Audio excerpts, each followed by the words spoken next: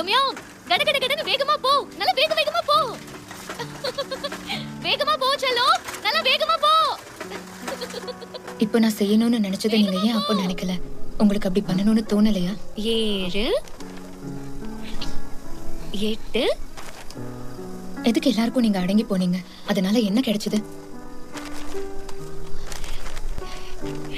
மொத்தம் 11.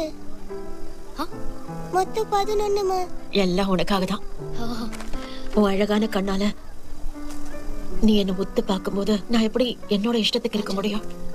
கோவம் வந்தாலும் அதை காட்ட முடியாது. நீயும் உன் தம்பியும் பிறந்ததுக்கு அப்புறம் தான் ஒரு விஷயத்த புரிஞ்சுக்கிட்டேன்.